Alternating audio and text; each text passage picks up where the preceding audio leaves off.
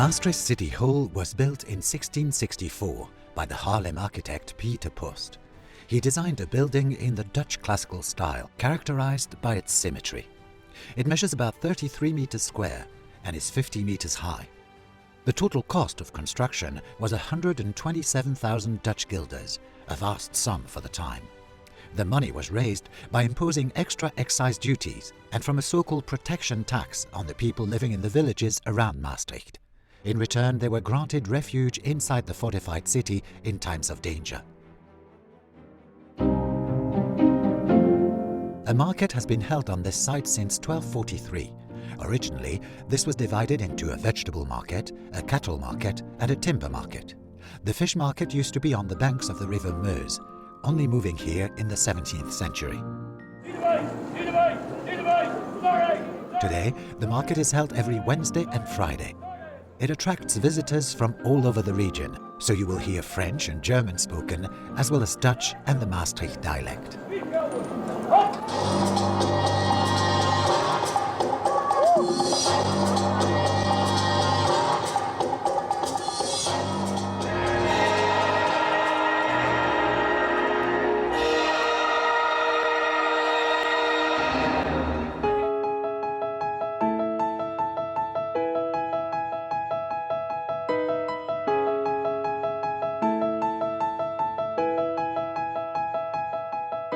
What is referred to as the basement is in fact the ground floor, with 4 entrances from street level. At its heart is the old city weighhouse, with its vaulted ceilings. It had scales for malt, fats and corn. The weighhouse was a very important institution. Before they could be sold in the city, all goods had to be weighed by officials so that they could be taxed. Also in this part of the building were a guardhouse, the city workshop and a jailer's room. This passage was used to store fire buckets. Every new citizen had to donate a leather bucket to the city. If a fire broke out, they were filled with water and passed hand to hand to the site of the blaze. This system must have worked because Maastricht never suffered a major city fire. In the cellars of the city hall are 4 cells, or chambres des suspects, where suspected criminals awaited justice. If convicted, they would be sentenced not to imprisonment, but to execution, the wheel, a fine, or a forced pilgrimage. Or they might be acquitted, of course, but that was a rare occurrence.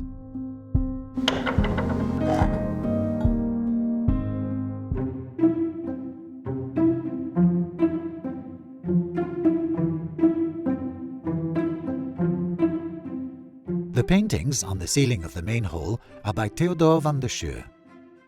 Those under the central dome depict the 4 seasons and the 4 elements: water, earth, air, and fire. Above the main entrance are the 4 cardinal virtues: temperance, courage, prudence, and justice. They were painted here as a reminder of merits of good government.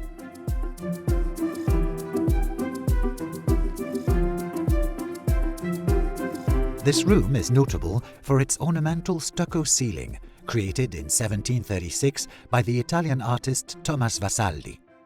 Because this was originally a courtroom, his work includes a portrayal of the Judgment of Solomon, a story from the Old Testament telling of the tough but fair decisions the judiciary are sometimes called upon to make.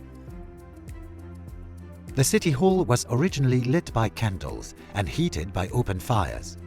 On cold, dark days, it cannot always have been a pleasant place to be.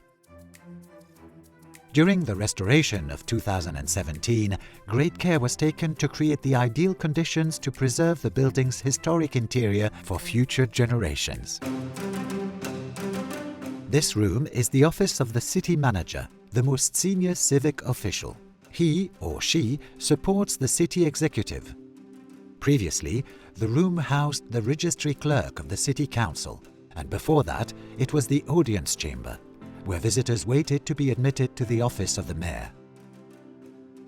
On the walls of the city manager's office are a set of tapestries of exceptional quality. These originally hung in the prince's chamber. The fabrics feature embroidered views of formal gardens in the Italian style, with ponds, garden ornaments, terraces, groves of trees and exotic birds, plants, and flowers. The Star of Maastricht woven into the fabric at the top of each tapestry shows that they were made to order, not bought off the shelf.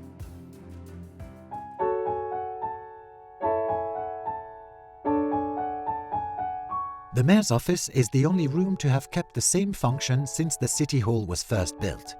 During the Ancien Régime, or Old Regime, before the French Revolution, Maastricht always had two burgomasters, one born in Liège and one in Brabant, representing the Prince Bishop of Liège and the Duke of Brabant, respectively.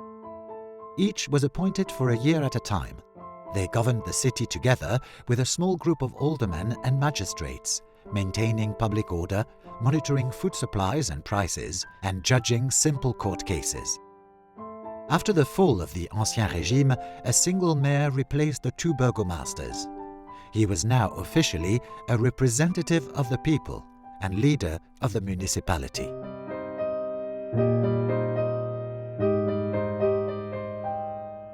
The most eye-catching feature in this room is its wall hangings, made of stretched gold leather. These are works of international importance, not only because they are still in their original setting, which is very rare in itself, but also for their high quality and exquisite chinoiserie motifs.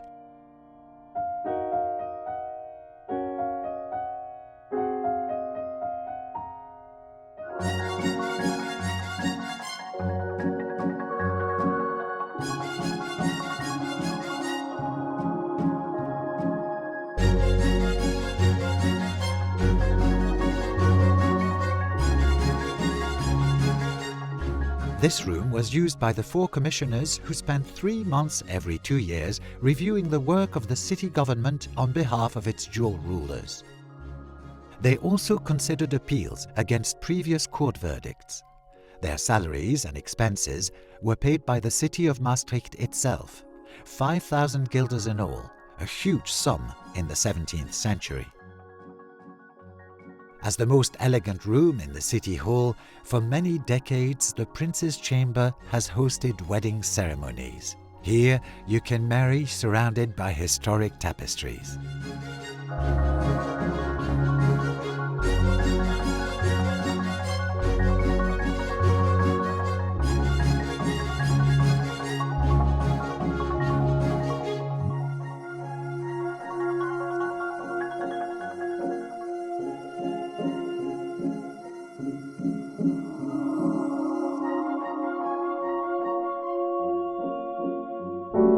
What is now the executive meeting room was originally the council chamber. The city fathers first met here in 1664, before the building was even completely finished. To this day, it remains a fine example of a meeting room as it would have looked in the early 18th century. Originally, this room was lined with gold leather wall hangings, but in the early 18th century they were replaced by a set of enormous tapestries with scenes of lush green landscapes. These were made in Oudenarde in Flanders in about 1735.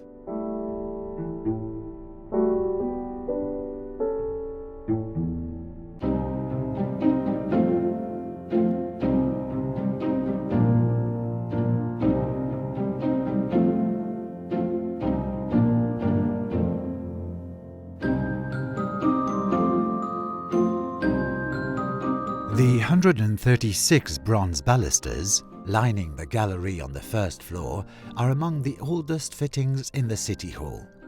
They bear the names of their donors, including burgomasters, aldermen, city councillors and magistrates from the period around 1667. This large room on the second floor originally housed the city library from 1662 onwards. Later, it hosted council meetings.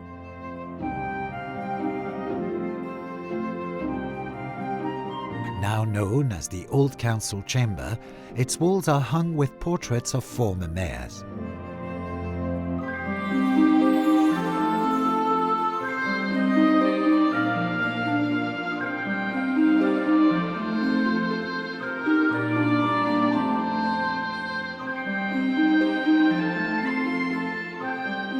Inside the attic of the City Hall is an impressive wooden framework supporting the roof. Much of this is in its original condition.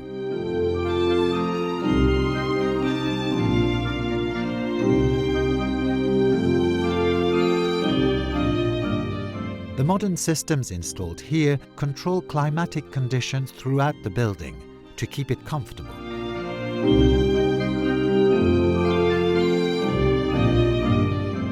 Leading off the attic are a number of small passageways to hidden spaces. Here you can also see the stone base of the tower.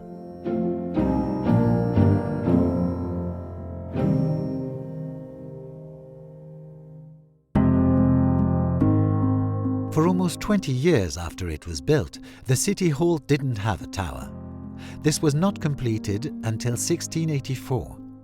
In the meantime, a temporary clock tower was erected on the street next to the new building. This also contained the carillon. From street level, the tower looks like a stone structure, but in fact, it is made of wood clad with lead.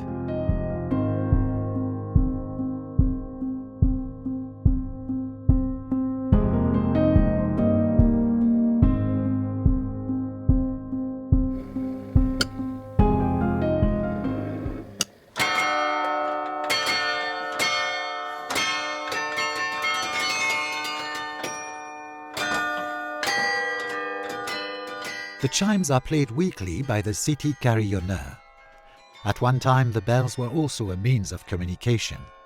Certain chimes had particular meanings. For instance, the gallows bell announced an imminent execution. The curfew bell sounded when the city gates were about to close for the night.